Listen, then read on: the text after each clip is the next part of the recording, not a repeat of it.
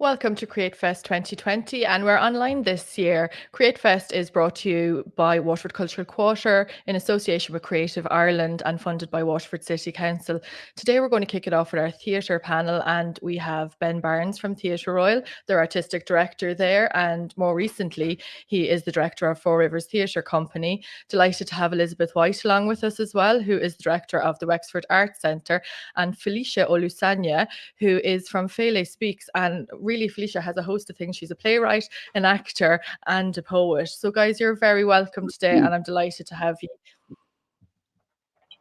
So I'm going to kick it off with our first question, which is just a very basic question, guys. And I'm going to direct it to Elizabeth first. Elizabeth, how did you get into theatre and how have you carved this path out for yourself? Wow, yeah. Well, I've always had a love for theatre ever since I was a child, I suppose, and through school and doing plays. And I had a really good English teacher who allowed us to adapt actually works to plays. I remember doing a production of The Confirmation Suit by Brendan Behan, and we adapted to stage. We had great fun with more props during that production with bouncing bread and whatnot. But then after school, I suppose, it was kind of late 80s, early 90s, and we were in recession, and everybody was emigrating to the States, and they got a green card to travel off to the States.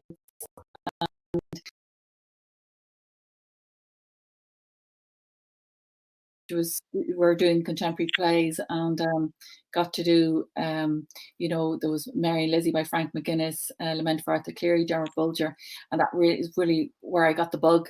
And then had I was lucky then to get into a degree program in Harvard Extension, where I got to work with some amazing people in directing and also in theatre. There was David Wheeler, who was the AD of the Theatre Company of Boston, and the alumni from there was like Al Pacino, Robert De Niro, Dustin Hoffman. Oh, wow. He was an amazing actor, and also especially in clown and physical theatre, who'd studied with Theatre Complicité and Del Arte School of Physical Theatre. So I really got to be mentored by some really fantastic and inspirational people. And through that, I went on to New York and got to link in with the Irish Rep Theatre, the Irish Arts Centre. And when I returned to Ireland, then 2000, that's when I was lucky enough to get a position. I started studying, learning the production side of theatre, and got a position as a company manager with Rough Magic Theatre Company then. So I had 5 amazing years of inspiration under the directorship of Lynn Parker, and then onto the Wexford Arts Centre, where I've been lucky enough to be in the position to produce and co-produce with some amazing people, including the wonderful Ben Barnes as well, and also work with fantastic artists like Felispeaks as well, through connections with the Literary Festival and all. And what about you, Ben? How did you get started? I'll follow that after Elizabeth's introduction. Well, I'm from Wexford originally, so my earliest involvement would have been with the Wexford Opera Festival, working backstage and working on various reviews and things like that. When I was at UCD in the 1970s, I was involved with DramSoc there, and I happened to be involved at a time when it was highly creative, and a lot of people who ended up working professionally in the theatre subsequently were there. So I guess all ships rise if there's a high tide. And it was a very good group of people there, so I was very encouraged. Although my degree was in medieval history, I did take a year out and studied in the United States at theatre school in Amherst College. And when I left university, the Arts Council at that time did trainee directorships, which was a very good scheme and one they might think of reintroducing. And I applied for one of those scholarships. They weren't worth a lot of money, but they opened a lot of doors. So I had placements with the Irish Theatre Company, which was the national touring company at the time, and with the Abbey Theatre, with the Gate, with the Druid. And I guess I learned my craft, for want of a better word, through that. And then I became a resident director at the Abbey after my trainee time there, and directed quite a number of shows, mostly at the Peacock initially, and then at the Abbey, and went on from there. And the rest is history, as they say. As they say. Felicia, my first introduction to you was as a poet through Summer in the City, but I've been following your career closely. So how did you get into it at the beginning? Into theater, I suppose I could say from primary school, secondary school, and then the adult version of theater would be with Dublin Fringe Festival. I think the first time I saw a Dublin Fringe Festival form, I promise this is not like an advert, but I remember the first time I saw a form, I was like, oh my God, maybe we could actually do this. And I remember I went over to my friend's house, Dagogo Hart, who's also a playwright, and we co-wrote the first play that we wrote together. I went over to his house on the last day of the Fringe Festival application. It was due at 5 p.m. Apologies, it seems that I have last minute issues. It was due at 5 p.m. I went over to his house at 1 p.m. We came up with the idea at 2 p.m. And we basically put in the application with 20 minutes to spare, with the idea made up on the spot. We were like, we can do this. This is going to be great, blah, blah, blah. Obviously, we were like totally trying to motivate each other and absolutely pause for replacement for a swear word. We're absolutely winging it. And it was probably when we got offered a spot, I think it was probably one of the most exciting moments I've ever had in my life, because it meant that, one, the idea was feasible and it was doable. And two, it meant that we had to do it now, that somebody somewhat believed in us, or a group of people were going to give us a rubber stamp of approval. So we were like, we can't mess this up. And I suppose that was my first kind of introduction into theater properly, especially in Ireland and in Dublin. And it was a really exciting figuring it out as you go along kind of a journey. And I'm still figuring it out. So We all are. Ben, I'm getting a couple of questions in here, and somebody's just asking, I know that you are just recently started a really exciting new project called Four Rivers, and somebody here is asking, Martin on Vimeo, or sorry, Jess on Vimeo wants to know, what would be the best way into a career in theatre? And I think you'd have some very practical advice there on how they could do it.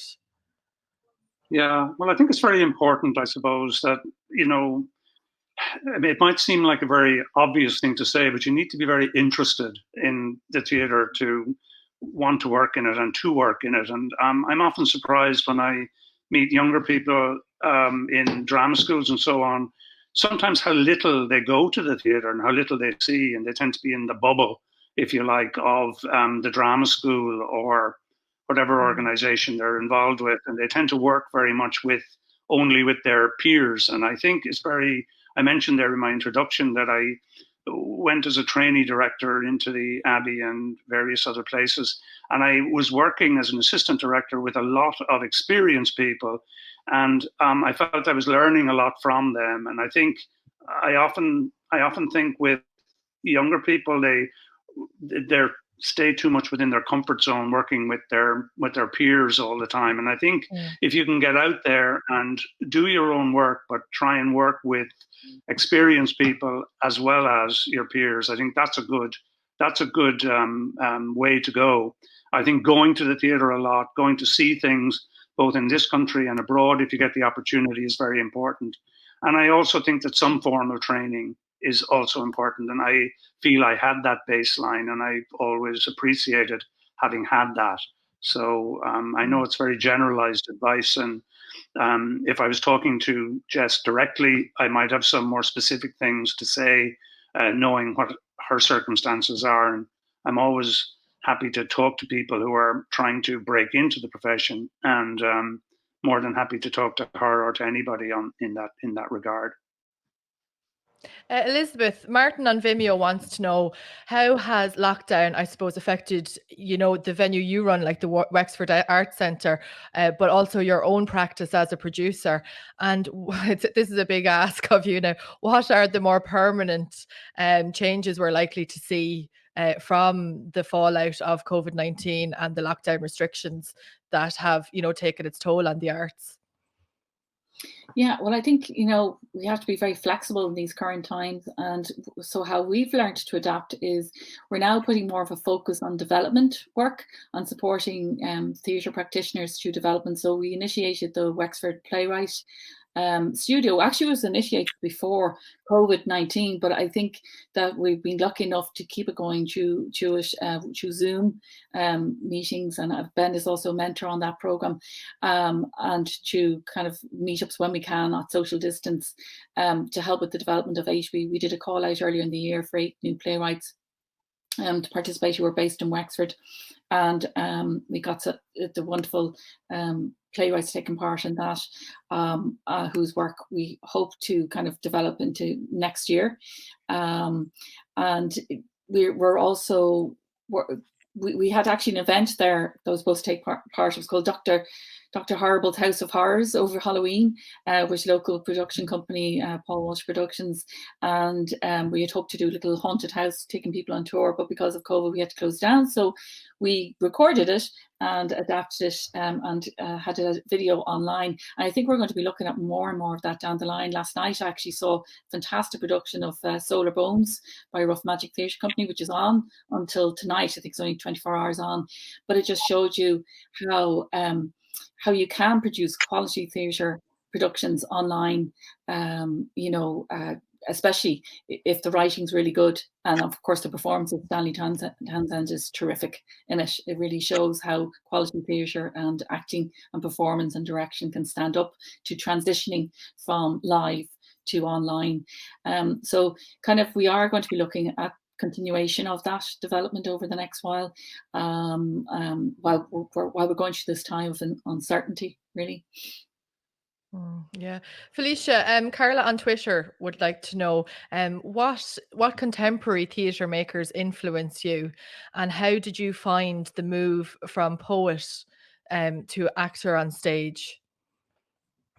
So one of my favorite playwrights that I think is changing the game at the moment is Inua Ellams.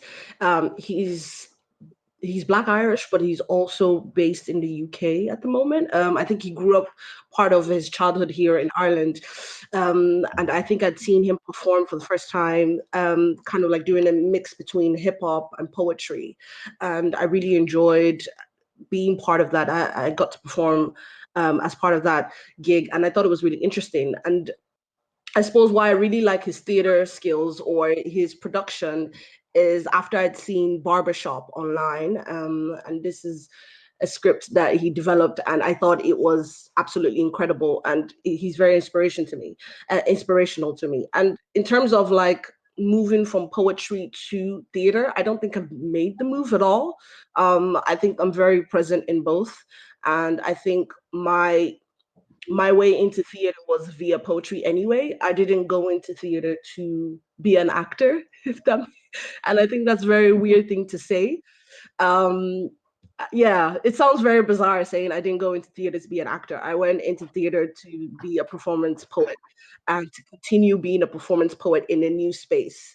And I think one of the things that Ben brought up, being that you go to different productions, go and see different things, I think it's important because that inspired my wanting to mix the things that I'm good at into theater. And even nowadays I get asked, to act, and I'm like, do you know that I'm a performer? I'm always kind of giving them a look like, you do know what to expect of me, right? So yeah, I've never actually moved. I'm doing a lot of mixing arts, doing a lot of going between back and forth. And my first theater production was BOYCHILD at Dublin Fringe Festival that I mentioned briefly.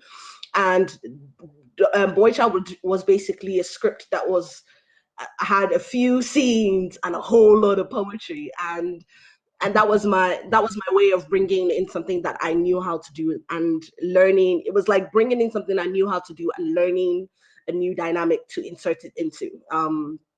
I hope that makes sense.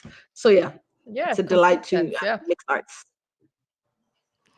Ben, the people on Twitter want to know way more about Four Rivers, please. So can you give us a little more information about it, what you're doing, what the objective of Four Rivers is, and is there any kind of opportunities out there for people? Yeah, well, I suppose one of the important things to say is that, many years ago, the Southeast was very well served by Red Kettle Theatre Company, which was the professional theatre company for Waterford, but also for the region. And I suppose since the demise of Red Kettle, although there have been quite a lot of scattergun independent productions from time to time, there's been nothing that's continuous, for want of a better word. And we've established Four Rivers Theatre Company. It'll work out of Waterford. John O'Connell is the producer, and I'm the director. And it'll operate. In fact, it's a theatre company for the region, and I would define the region Southeast, Carlow, Kilkenny, Wexford, and Waterford. We're looking to have like a regional approach as opposed to, just focusing on one city. I think none of us are big enough in the Southeast to operate individually.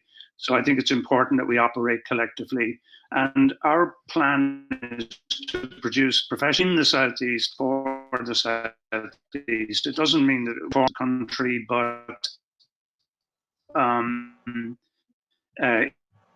it will be primarily those. I'd like to encourage people who either live in the Southeast or have strong connections with the Southeast and can easily move back here to do a show to come and work with us. I mean, that will be our first port of call. It doesn't mean that 100% of the creative teams and acting forces and technical crew will all come from the Southeast, but that will be our starting point. Yeah. And we're hoping to work with Elizabeth and with Wexford County Council on workshopping 8 new plays, which is a big number. And we're going to do readings of those in the new year. And Four Rivers will take on one of those plays and do an intensive workshop with the view to possibly producing that play in 2022. Because in addition to working with established plays from the Irish canon, we very much want to work with local writers as well. Felicia, take note. I would say the other thing to mention is that in conjunction with all the local authorities, we've gotten a small amount of funding from them as well as funding from the Arts Council, and they've been encouraging us, and we are very determined to offer some mentorships on the productions that we're doing, whether they be as an assistant director or shadowing a costume designer, or maybe even having an understudy cast, for instance, on one of the productions. They're things that we want to look at. So the Four Rivers has a Facebook page at the moment, and you can go on there and put a query in, and myself or John will certainly get back to you. We had planned to produce this year, had funding to do so, but because of the circumstances, we've had to defer our productions until next year. And we're producing Blackbird by David Harrower in the spring, and we're to do a production of Translations in the late spring. But we've decided to move to a smaller cast play because really trying to social distance a big cast in stages of varying sizes and a crew backstage will prove impossible. So we've come to an agreement with the Arts Council that we'll choose a smaller cast play than Translations and use the headroom in the budget that will allow us to do this week-long workshop with one of the plays from the Wexford Playwrights group. That sounds really exciting and much needed, I think. Elizabeth, Colm on Facebook wants to know, is streaming really a replacement for theatre? And what are the pitfalls of live streaming? And look, we can see ourselves here. You'd much rather be in a room with somebody. Can live streaming replace live theatre? No, it will never replace live theatre. You know, nothing replaces that live connection of an audience in a theatre when the lights go down and you make that amazing connection with people in the audience. That's a kind of your proof of the pudding as well. When, you know, you take on a production and you're not sure if it's going to work or not, but then that automatic connection with the audience and the, you know, positive reviews afterwards really shows you and that it does happen. Whereas when you live stream, you're missing that real live connection. But, you know, I'm just saying in the times where, you know, at level 5 or even level 3 for theatres where we can't have live connections, we do have to be looking at alternatives. Or even if we do get to return on a limited capacity, like we you know, our capacity of our theatre is about 120 down to 30 when we were able to open up again. You know, there's still limited access to the productions, and because of that, and also because of vulnerable communities that might take a longer time to come back into theatre, I think we really do need to consider it as an option, whether it's still doing the live show and the live streaming connecting as well. It's not ideal, but you know, we do have to consider it. And also you have to consider as well, there is an opportunity there where a production, especially in a regional basis, if you're doing it you know, on a local basis, when you're live streaming, it becomes global, you know, and you're opening it up to a whole new audience out there as well. Felicia, people are asking, do you have any advice for somebody who would like to get into poetry or spoken word? Right. I think the best advice is to write poetry and spoken word. And then once you've written poetry and spoken word, I think one of the biggest differences for me between poetry and spoken word is that poetry is okay living on a page. It's okay living in somebody else's head as somebody else's voice reads the words. Whereas spoken word has this insatiable need to live in your body and you have to deliver it out loud. Even if it's somebody else's voice that delivers it out loud, it just needs to come out of a body. So once you start writing poetry and you start writing spoken word, you will find a way, and trust me, you will find a way to express that because it will live in your body so hard you would need to give it to somebody else and you need to pour it out of you. And so one of the first ways that I did that was open mics, and not expecting anything specifically from the open mics, just going to open mics to get used to the poetry in your body having a voice, getting used to what your body does when it wants to express a line, getting used to you and the poem at the same time. And you will need that practice, in my opinion, because I needed it. I think you would need that practice several times over because the same poem can have 4 different emotions on 4 different days. So you get to learn your own poetry in a different way when you get on stage. So go to open mics when we're allowed. Apply for the ones that I know there's a bunch of ones that come up on Instagrams now, on people's lives and stuff like that. I did a few of those at the start of lockdown. Go to those online and be like, click it, because first of all, you're in your own house. You can log off. if you get awkward enough, if you feel like you just made a fool out of yourself, that's okay. Because the thing is, you're at home, they can't do anything to you, and you can log off and never exist there again. So just put yourself out there, go to open mic lives on Instagram, on Facebook. There's loads of them. Honestly, there's an unnecessary amount. And also I started one, it's called The Situationship, where I just talk about things for ages. And then at the end, I give a poetry prompt. And then you go off and write, and then I'll perform it for you if you like. So yeah, that's my only piece of advice. That's great advice. Elizabeth, who influences your work? I know you have an extensive resume as a producer. So who or what influences your work when you're working as a producer? Oh, I think really good writing. It stems from that. You know, like and working with really good creatives around you. Like to refer back, I remember for our 45th anniversary, we did, and actually Ben was inspirational for that. We came up with the idea of WEX4, where we asked the 4 known writers, you know, John Banville, Come to Bean, Billy Roach, Owen Colfer, we commissioned them to do 4 short plays, and we put them on professionally, and we made a book from them as well. And out of that, actually, to play My Real Life, full production came out of that. So it really stemmed from kind of a idea of good writing, and then transitioning that with good directing and good acting as well, stellar cast. That's where it starts. And then we went on to, like, a seed of idea was, once again, another good book, Scourge, by a local writer, Michelle Julie Mahan, which also we adapted to a stage play, The Scourge. And not knowing, we didn't know how this was going to transition. It wasn't a known play. Michelle isn't an actor. Actually, Feli, was interesting to say, I'm not an actor.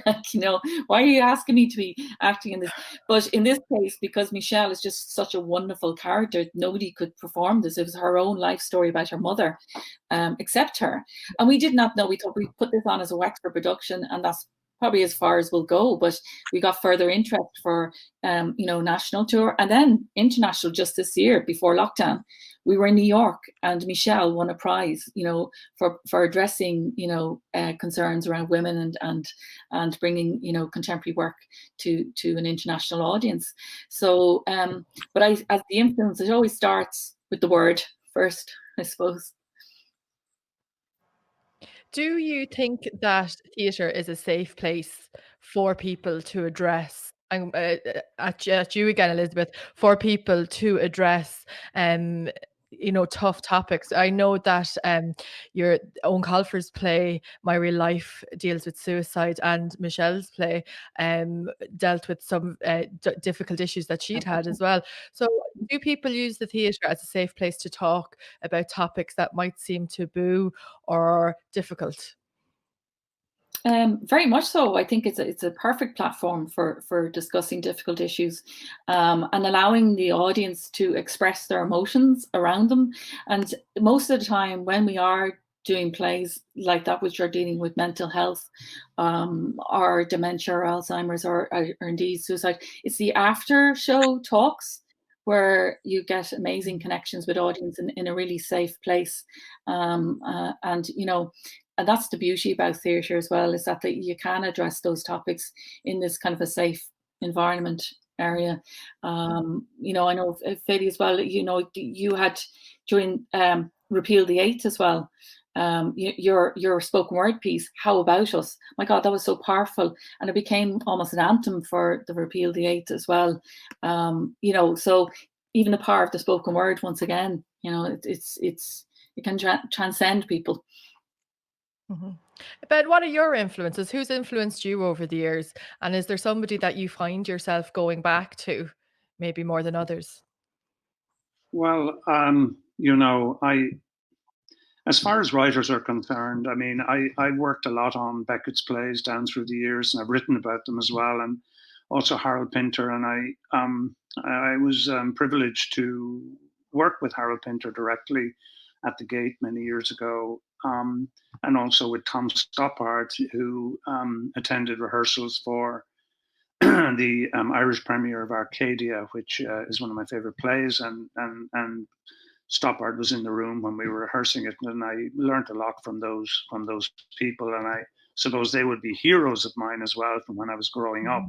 But I suppose in the broader sense, I feel that I'm very influenced by the people that I work with, the people I collaborate with, particularly with designers, because I'll always have a kind of a central idea of where I want to go with something, and I'll try and articulate that as best I can.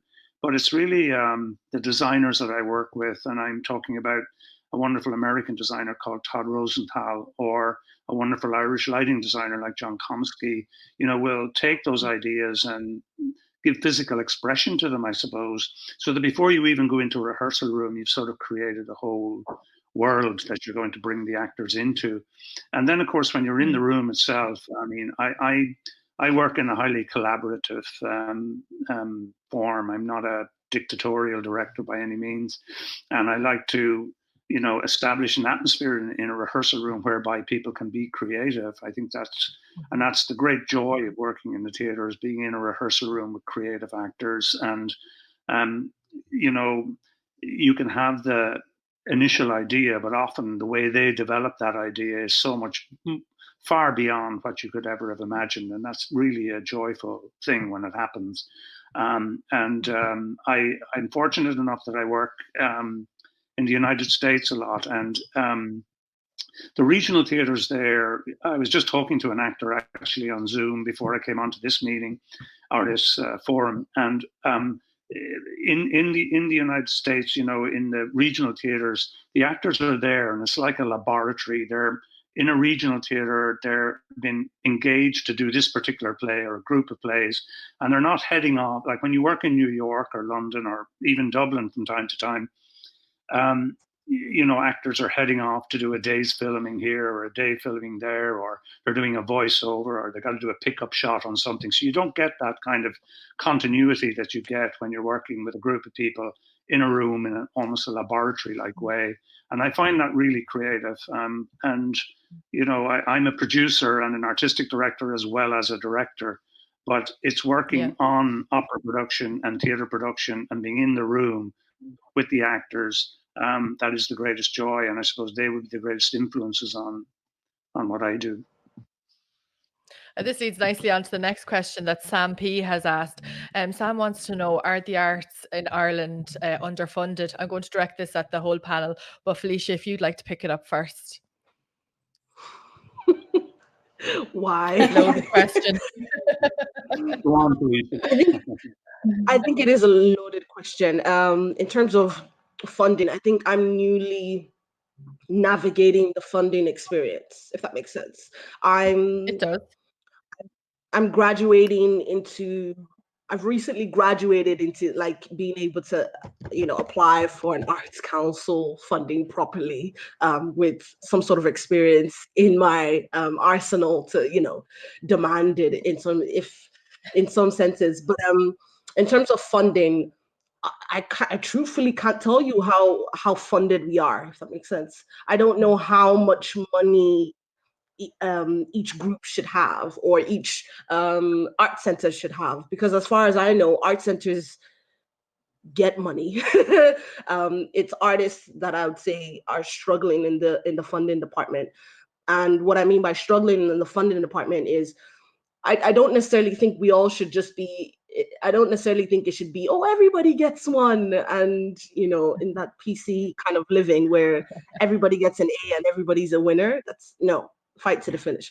But, but I think in terms of funding, it's pretty difficult to say, because the method in applying for funding is really specific, especially with the Arts Council. You know, you go through a specific form filling thing. There's no other way to explain it. Form filling thing.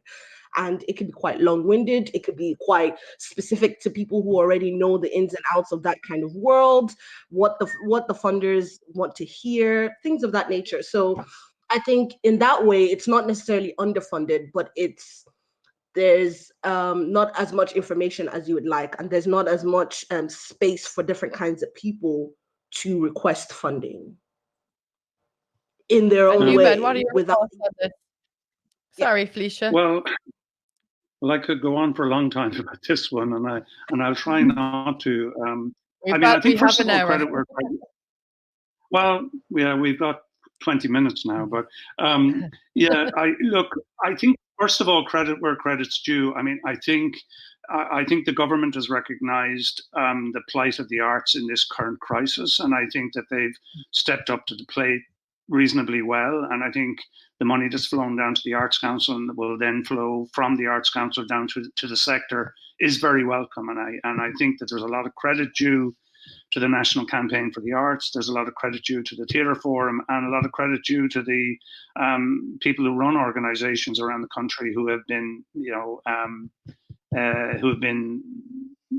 making a case for this. But I would sort of say that compared to our European neighbours, to the Germans, to the French, to the Dutch, to the Spanish, per capita, our support of the arts is in the halfpenny place by comparison. And I think we say a lot in this country about how valuable the arts are and what they contribute and how they help the profile of the country internationally. But I don't think we put our money where our mouth is, and I think there needs to be a long, hard look at that going down into the future.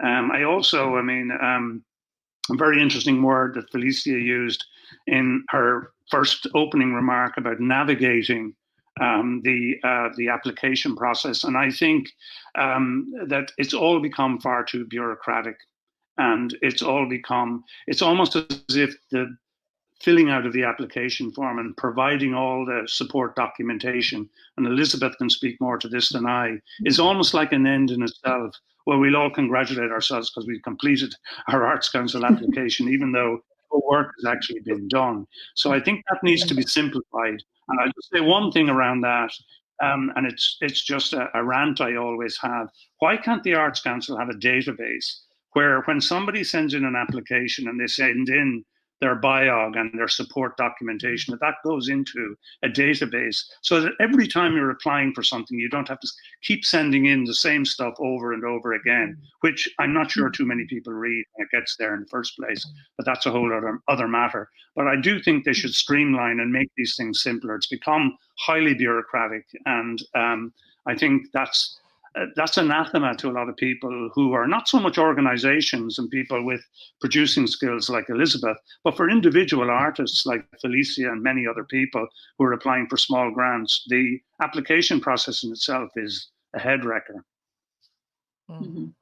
Would you agree with that, Elizabeth? Yeah, I agree with everything said before, right? But I know this time around, like I was very much partial, like we have the Wexford Arts Campaign, which is be kind of a sub of the National Campaign for the Arts, and they fought for the 135 million to the Arts Council. 130 million was granted, an extra 50 million than they had the previous year, but that's just catching up on the funding that should have been given out in the previous years. Now this year round, I know at least the Arts Council said, okay, we're not going to ask you for 1,001 documents, but then again it was, now sum up what you want to do in 300 words, which can be even more difficult, So, there's no easy way around it. And it's sometimes, I know we've helped out artists in the Arts Centre with applications, and it does seem to be sometimes a different language that you have to write them in. But I see the Arts Council are looking towards, and I think this is where the importance of Arts Centre is going to be for the future, as development supports for artists. And there may be opportunities as well, especially for the local and regional artists that find it difficult to break into Arts Council national funding because they're not known. A lot of the artists that do get funding tend to be coming from the cities more so than the kind of the rural kind of areas. So getting that first step, it's like getting a credit card, you need that credit to get credit, is really difficult for artists, and we're trying to help with that. So with artists, and I think the Arts Council now is giving opportunities. This year they said, okay, to arts centres, be more ambitious with your applications. They want to see more artists in residencies. Where we will put in our application, we want to hire an artist for a year for a certain amount of money just to be an artist, and giving us more of that control over who we choose to be that artist, as opposed to having the Arts Council assess and say, well, we think this person is worthy or that person's worthy, because they don't know. One thing we're lacking here is we have one arts office or one Arts Council office up in Merrion Square in Dublin, and they can't all get out and see what's going on all the time.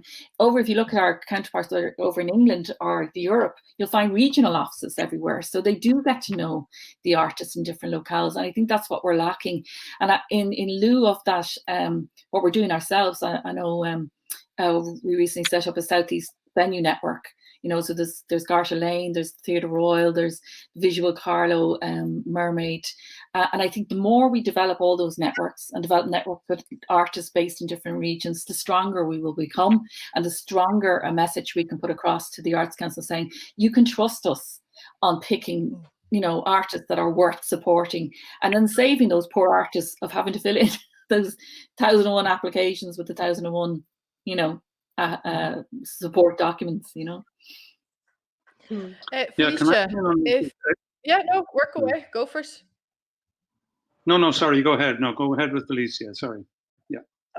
Felicia, I was just wondering, what is the one piece of advice that somebody has given you that has held you in good stead in your career in the arts? Ooh, that's a really good question. First of all, I get advice all the time because I'm constantly asking, look, help me. But I think one of the best advice that I've ever gotten is try everything. And I think that will help you discover, that helped me discover my likes, what I will do again, what I won't do again, what suits me as an artist, what suits me as an artist or as a brand, which is not always the same thing. Which it's all quite new because being an artist is not just about creating anymore. You have to create, and then you have to create what people want to see, and then create what you like, and hope they're the same thing. So yeah, what the advice that I got was try everything, and I think it worked for the first 2-3 years of my career. I just went. Probably the first 2 years of my career, I did everything that I was asked to do. I was like, I will try this, I will take a bit of that, a sprinkle of this too, and then I kind of narrowed it down to, oh, okay, I don't like that at all. I don't think I'm great, performing in the rain at a festival. Maybe I'm not that kind of person. Maybe I need buildings. So try everything and you find out more about yourself as an artist. And what about you, Elizabeth? What one piece of advice, or I'll open it up a little bit, what skill have you honed over the years that have held you in good stead for your career in the arts? I think being flexible really is important, and especially in this day and age, to be open up to all alternatives. Have 3 different budgets, 3 different plans for one production, because there's 3 different ways it may be done. It could be done live, it could be done online, it could be both. You may or may not have funding, from certain people. How to adapt and build networks. Once again, we're stronger together. And it's much more lonely when you're trying to do something on your own. And then if, when the supports are lacking, at least you have a support system there for you to kind of bounce off and partner with on doing projects. Like, just by the very fact we have a director, we have a playwright, we have a producer, we can put a production together here. So it's making the most of those connections and broadening your connections. Sometimes a lot go into silos. There's also a crossover. We have theatres in this box, visual arts is in that box, music is in this box, and I think we're in a time now where we can have a bit more of a kind of a flow between the art forms, and they're much more interesting when you see those crossovers. Some like Felispeaks, they do amazing productions with a crossover: dance, music, theatre, design. So I think there's opportunities to develop some really exciting work through crossover of supports in the arts. And same question to you, Ben. I think learning to listen, I think, is something that I wasn't always good at, and there's still times I'm not good at it. But learning to listen to people, learning to listen to people in a rehearsal room, but also, as Elizabeth mentioned, there's when you're producing, you can have all sorts of plans, but they're often derailed by circumstances outside your control, and you have to be adaptable within those. I also think patience is very important, and I remember when I was starting out, and I was at the Abbey as a trainee director, and I was assisting a lot of people, and I was doing a lot of lunchtime shows, and I had even started directing plays at the Peacock. But I was very impatient to have a play on the Abbey stage, because at the time, I don't know if it's still regarded as being the primary stage in the country, but it was a big deal to get your play, to direct a play on the main stage of the Abbey. But for whatever reason, that didn't happen for quite a while for me. And I actually directed, would you believe, 17 productions at the Peacock, and before I directed a play on the main stage in the Abbey. But I found that when I did move to the Abbey, to the main stage, that I was ready to take my opportunity, that I had learned a lot from working with the actors I'd worked with in the studio theatre productions, from the designers, from all the backstage people. And so I didn't fall flat on my face when I did the first production I did at the Abbey, and I was able to go on from there and direct. I think I directed something like 40 productions at the Abbey up to the time I left in 2005. So it started me off in a career that has been very good to me. And I often regard the Abbey as ultimately, if I say, did I ever have a home in the Irish theatre? It was certainly at the Abbey as a trainee director, resident director, and subsequently as its artistic director. But I had to be very patient at the beginning, and there's quite a lot of anecdotes I could tell you around that if we have more time. But I think patience is a great virtue, and it's important in the theatre. And I think a lot of young people coming into the theatre are necessarily and quite rightly in a hurry, but sometimes it's good to recognize that the little things that you're learning, as you start off and working on a small scale, will stand you in good stead as you develop in your career. Elizabeth, Maria on Vimeo wants to know, when will we see audiences in the theatre again? When the government allows them in. We're waiting to hear. We're closed up until the 2nd of December. I understand by the 18th of November, I think, we're due to get an update as to what level that goes to. If it's still up to level 3, we can't have audiences in now. I know, actually, I recently signed a letter to the Minister for galleries even, that we could we allow people into galleries at level 3. So depending if it goes to level 2, I think that's when we can have audiences in again. So we're all hoping, if not before Christmas, hopefully in the new year, that we may get over this COVID hill once and for all and get audiences back into the theatre. Niamh on Twitter wants to know, do you need a theatre degree to be successful in theatre today? So I'll direct that to you first, Felicia. No. I don't have a theatre degree. It's actually quite an interesting question because recently, maybe in the past 6 to 8 months or so, I had been thinking a lot about I'm not an actor. I had been going through the I'm not an actor moment, considering I'd been getting a lot more theater space gigs or more actory kind of gigs, and I kept feeling like, okay, I'm a performance artist, but what does that mean here when I have to learn 60 lines? Okay, this is or 60 pages. This has nothing to do with poetry at the moment. So what I would say is trust that you deserve to be in the room that you're placed in. And even if you don't believe it right now, you will eventually believe it later because you were picked for a reason. And the people who picked you are not idiots. And if they have a theater degree, they must know what they're talking about. So no, you don't need a theater degree to be successful. I'm literally the queen of half preparing things and the other half winging the socks off anything. I will wing till kingdom come. I've wung my way to Abbey Theatre recently for the Great Hunger, and you will wing your way into.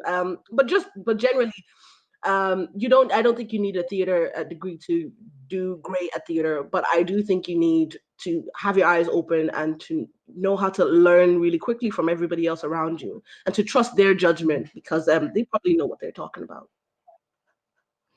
I'm going to direct this a couple more questions now before we call it a halt, but I want to kind of get everybody's questions in and asked if possible. So James on Facebook wants to know for all the panel, and I'll go to you first, Elizabeth, and then to Ben, and then to Felicia. How have you any advice on how to get work internationally as a theatre practitioner? Well, I think now is the prime time to get your work known internationally, especially online. Once again, you've a global audience watching you and are open to looking at your work, which you might not otherwise have before. It's a good time as well, where you might even get directors internationally or production companies internationally that would otherwise be, be locked up into their own work when they were doing live productions. They might have more time in their hands to look at and view at your work as well. So now is a good time to get that connection. What about you, Ben? What are your thoughts on that?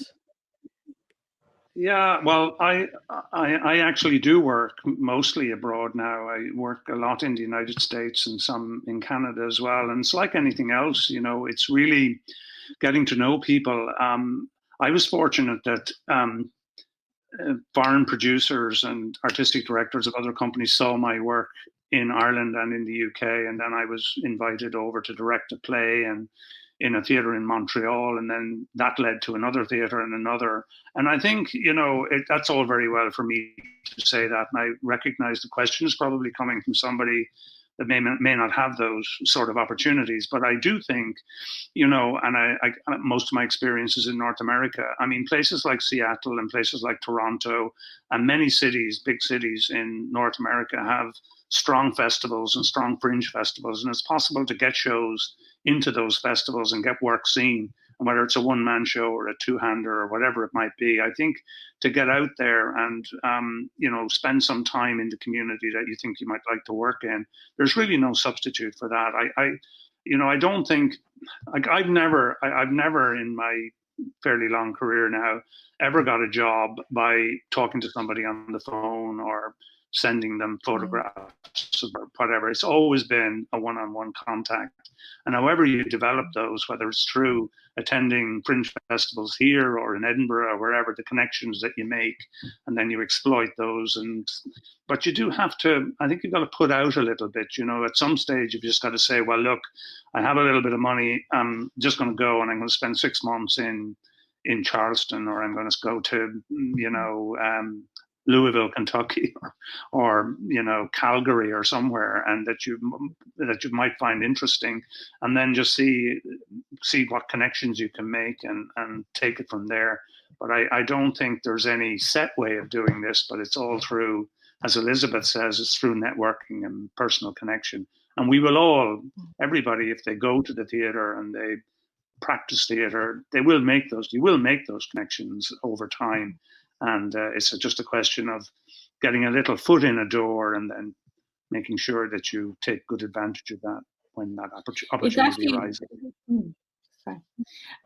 Just to add, like when you're going back to, do you need to study theatre or anything? And no, there isn't. But what is helpful when you do study theatre, when you have that interest, you're not only learning, but you're also building a network there with your students. Like Rough Magic Theatre Company came out of Trinity College, you know, and you've built that automatic network there as well of supports from your peers and students and friends, you know, who may come on and be the basis of your own production company going forward, which is a great help, you know. And just on an add-on as well. Sorry, go on, Ben. No, I had also wanted to come in on that point that Kira had before she had moved on from the whole notion of, I think a degree in the theatre is maybe a strong way of putting it, but training is very important. And I feel, you know, actors need to know how to use their voice. They need to know how to use their body. They need to know how to analyze a script, how to structure, you know, their approach to developing a part. And directors need to know about dramaturgy, and we all need to know where we fit in the history of the theatre. So, you know, finding out a little bit about that and having a baseline to develop from that, I think that's very important. And you know, I think you know, going back to, you know, the middle of the 20th century, in Ireland, a lot of people just kind of, you know, wended their way into the theatre and they didn't go through any formal training process. And I think that's been one of the big changes in the last 20 or 30 years in Ireland, is that all the actors are trained either through the Gaiety School of Acting or the Lear Academy, or they go to Central or RADA or the Bristol Old Vic School. And I think that's all to the good. And I find as a director that having, you know, trained actors who know their way around a rehearsal room, know the way around their own bodies, and know how to speak and use their voices, I think that's a big advantage. And I think it's, you know, and as Elizabeth says, you know, it is in that milieu that you actually meet a lot of people and you make a lot of contacts. And because you're training with those people and you're growing up with them to some extent, they become your pals for life in a way, and it's a great resource as you go on.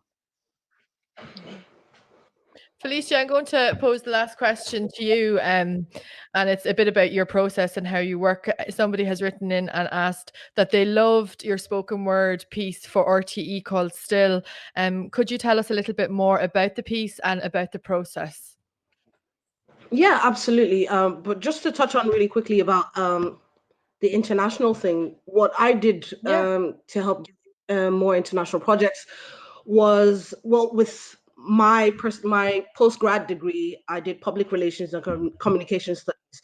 And I know one of the things that I wanted to really focus on with poetry and arts, because that was the only reason I did public relations, because I wanted to find a way to make poetry and performance not necessarily mainstream, but attractive to a regular audience that's not necessarily into theater or poetry.